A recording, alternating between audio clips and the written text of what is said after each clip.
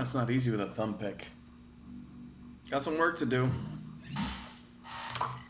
Volume 2. You're getting a 2 for today. So I did a little caged thing. So check Volume 1 if you haven't yet. I gotta cover the minor chords. This one's gonna be short and sweet. No, it isn't. I'm gonna do what I want to do, and then I'm gonna start talking and playing and going off on tangents, like I always do. Caged, C, A, G, E, D. The minors, E, A, D. E minor, A minor, and D minor. Same rules apply. We're going to play them. First, let's find our roots. Start at the bottom. Open E, low E. A minor, open 5th string. D minor, open 4th string.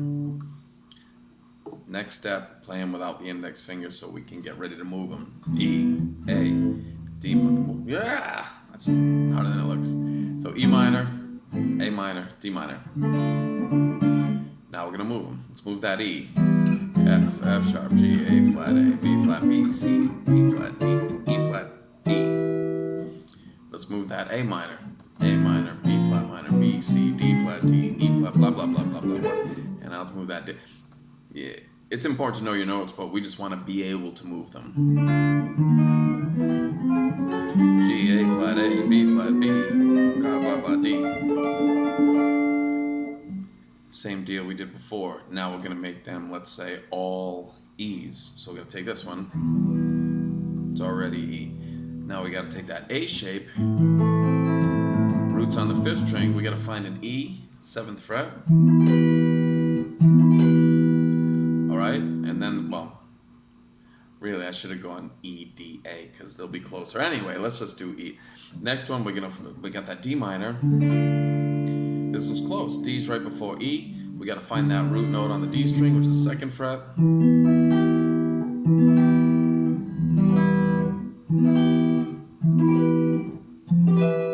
What happened? So if you ever heard like Black Cat, the cacophony, God, I wish I had a regular pick. I could play that. But the solo in that song, he does these. I remember that's how I learned these. Was that solo? I was like 15 or 16, and I was just like practicing that stuff all day. Let's see if I can do it. It's in B minor.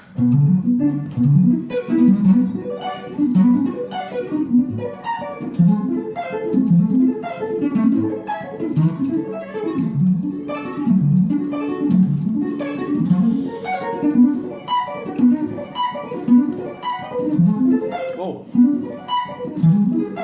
I don't remember it. But yeah. It's that the ups with the thumb pick, man. It's so much harder because I normally do I accentuate them. But just those 3 shapes. He's doing the E minor shape, then the D minor shape, then the the A minor shape. So, and we could do the same thing we did with the triads for the other one. Let's take A minor, A, C, E, C, E, A, E, A, C, and back to the octave. Next 3 strings, same deal.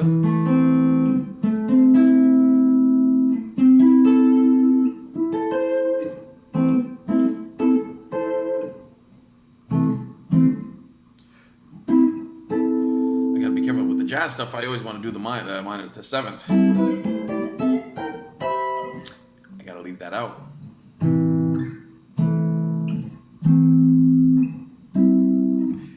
Again, I'm adding that 7th, that G. That's it. And again, you can do the same thing we did before where you play one voicing here. Let's say this A, C, E. Then play the same voicing on the next strings.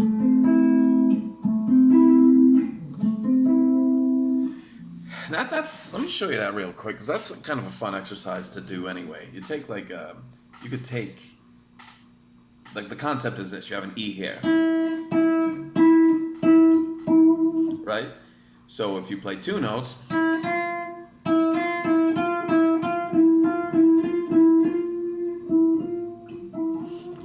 2 notes everywhere. You can do the same thing with like pieces of a scale. So I could go like, right? Then I could start with my index finger. Then I can start with my pinky on the next string. Middle finger. Index finger.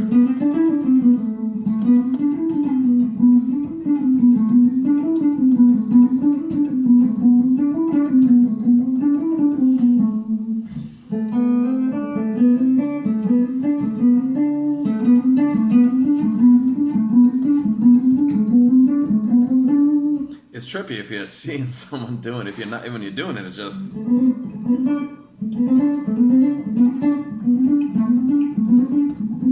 When you see someone else doing it, it's just wacky.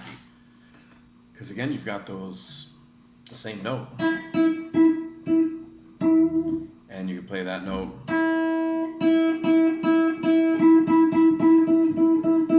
with different fingers, getting you these same sounds in different positions. And you're doing the same thing with the chords. That's why we have inversions. You want different. They just sound totally different, even though it's the same 3 notes. You know, that A minor chord. And like I mentioned before, if you have like a melody, like for example, if the melody in a song, if you're doing a chord melody and the melody note is at high A, you're probably not going to be going. I guess you could if you were like some, you know. Oh, that hurts. You'd have this. So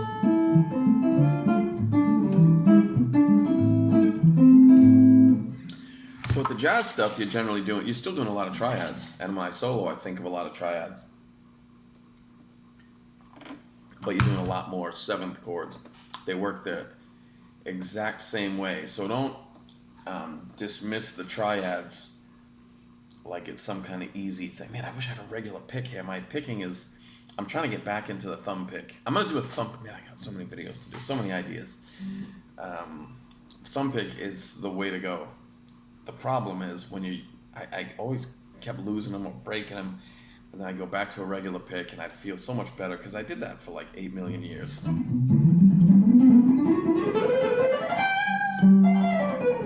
Like my picking's getting better with this.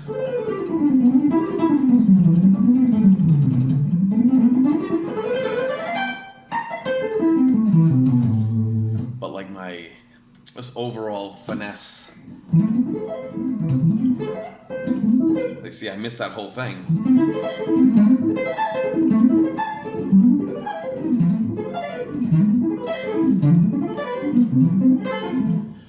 Just gotta practice it, you know. Anything that I'm not doing every day is gonna suffer, so I'll have to do that. But yeah, man, work on those triads and like I mentioned before, don't practice something just for the sake of doing it. It won't be productive. The way I learned, I was always listening. It was just luck. I was just always listening to music that was a little bit beyond where I was, and I'm still doing it. Except now I feel like it's way beyond where I am.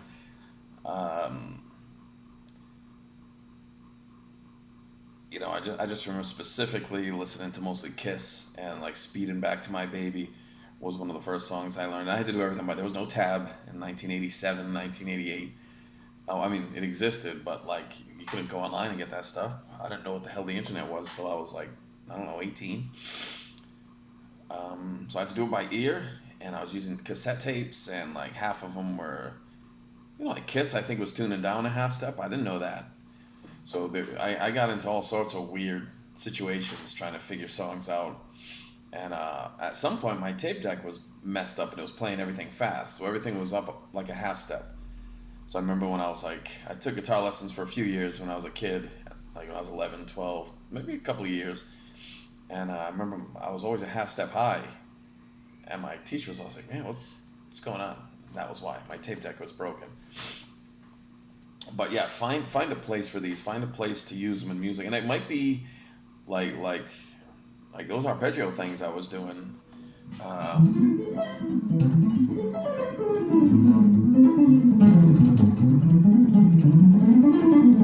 I used to write these kind of etudes, I guess you could call them. and I got to get back into it because I'm especially with a thumb pick. I want to start sort of converging everything. You know, I played metal for a lot of years, a lot of shred stuff. Then I did jazz for over 20 years, and then I've been doing a lot of country these last couple of years. And every style has its vocabulary and its unique little things, certain techniques you favor. You know, the country stuff, I'm doing a lot more. All this.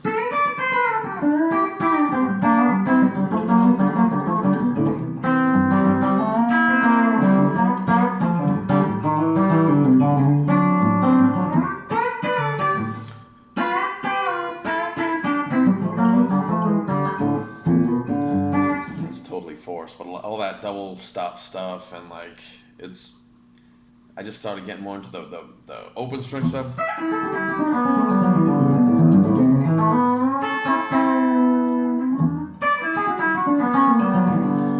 It's a whole other thing. It's pretty crazy stuff. It's a lot of fun. Country is not some. The chords are generally simple, but man, it's pretty complex stuff. It's really challenging. So anyway, here I go again. Yeah, so I'm trying to just work on everything.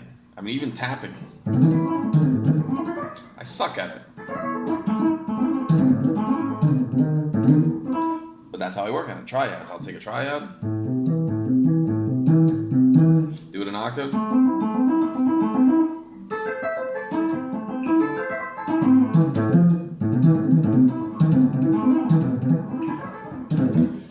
And that's exactly how I will approach that. The same way I'm telling you to approach those triads. You know, I'll take like little triad pieces.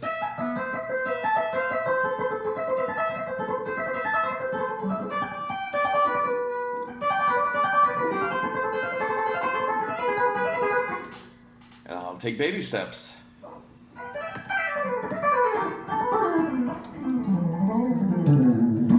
And I work on that stuff. You know, working on hybrid picking. I really jacked up this arm so bad. So, you know, I can still pick, but you know, of course, I'm working on this stuff.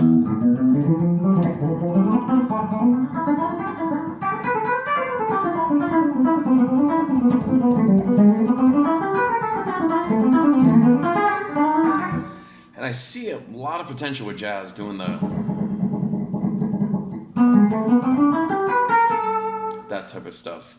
It's very similar to sweep picking, but it's even more liberating because you can get all these. That's very tricky if you're not using a thumb pick or hybrid picking.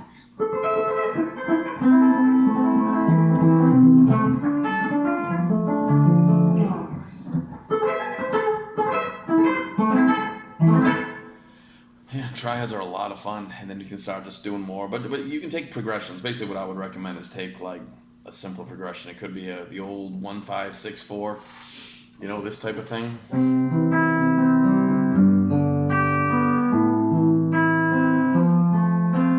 Oh, you know, people make fun of that, but one of my favorite songs is Pat Metheny. Was it Charlie Hayden, Spiritual, and they did that Johnny Cash song. We'll play that sometimes.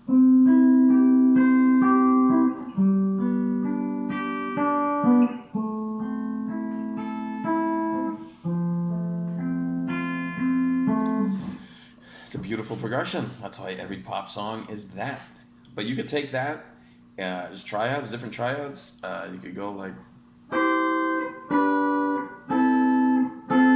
C, G, A minor, F, C, G, A minor, F. Do it here. Do it on these strings. C, G, A minor, F. You do the A minor here, F here, F here, F here, you know. But that's what you want to do. And that's the type of thing you're going to be doing if you get into jazz stuff, or if you're into jazz stuff. It's that type of thing. It's having these chord voicings. You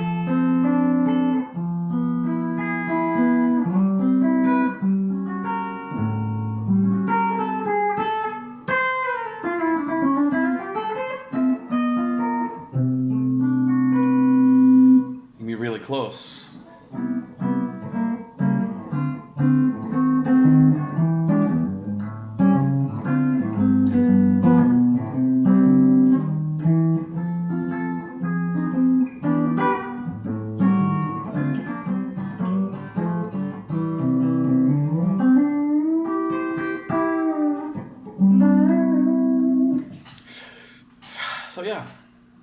Triads. You got those majors. So check out volume 1.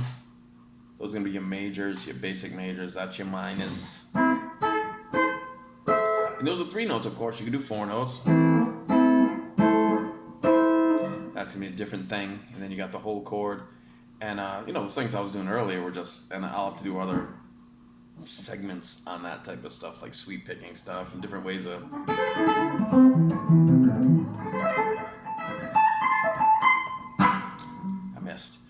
different ways playing your arpeggios, and eventually those chords, you'll be putting your scales and arpeggios and all your little licks and whatever in those. When I was playing the metal stuff and I was trying to get my technique up, I might be playing whatever.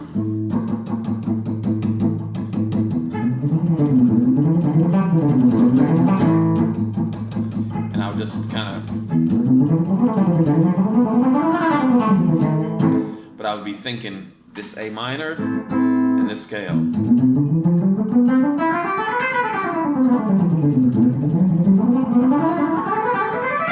I might be thinking harmonic minor.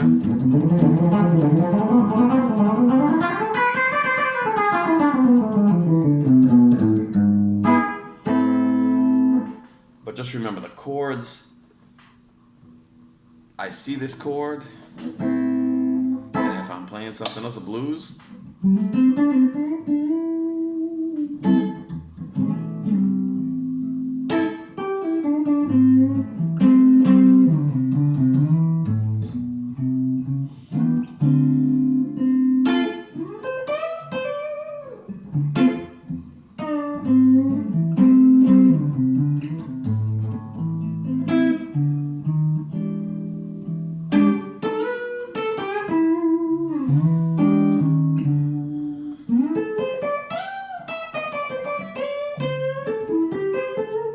I'm seeing the chord and all that.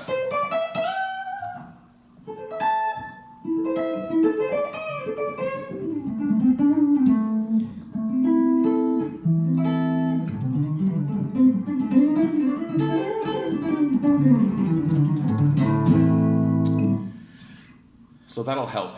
And the better you get with your triads, if you get into more complex stuff later, like I said, the jazzy stuff is going to have the same exact principle. If you have a chord, you've got your arpeggio, got your scale,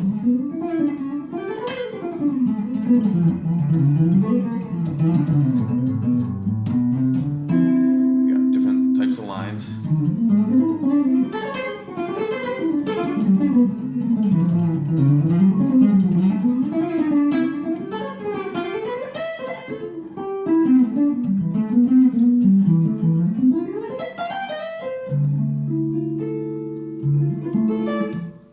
That's it. So start off with that again, the cage system, I wouldn't even necessarily rely on that. Basically the gist is learn your chords, learn your inversions, and then you stack stuff on top of those chords. You always have the chord as your reference.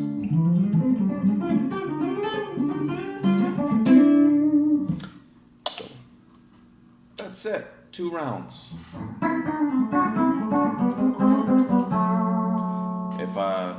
And by the way, if anybody has lesson suggestions, I'm always up for it. This was brought up, I decided to do this because a couple of my students brought this cage system up. No offense to my students, but people spend too much time watching shit like this and not practicing. So I'm hopefully trying to do more stuff without being overly complex to try to make myself look smart, trying to make things look difficult. I mean, it is difficult. It's difficult memorizing shapes, and it's difficult getting your hands to do the things you want them to do. But it's also fun. It's fun if you do it in a musical context and try to learn different songs. So you might start off learning some real simple country songs are freaking great, man. I didn't get into country till last couple of years, but man, all that old George Jones stuff, Hank Williams, the old school traditional country stuff. The songs are just beautiful. The chord progressions are It's all 1, 4, and 5. Kind of like blues based. You can tell it's got the roots are blues based, but that's a great place to start. Like any folk music, check out like Bob Dylan, like Peter, Paul, and Mary. I tell my kids to check those guys out and gals. But start with simple music. Don't. Hopefully you're not an absolute beginner. Trying to play Alan Holdsworth. It's going to be very frustrating. Because you need steps in there, and hopefully if you're starting here and you're trying to get here, hopefully there's stuff you like in between. I'm sure you can find something.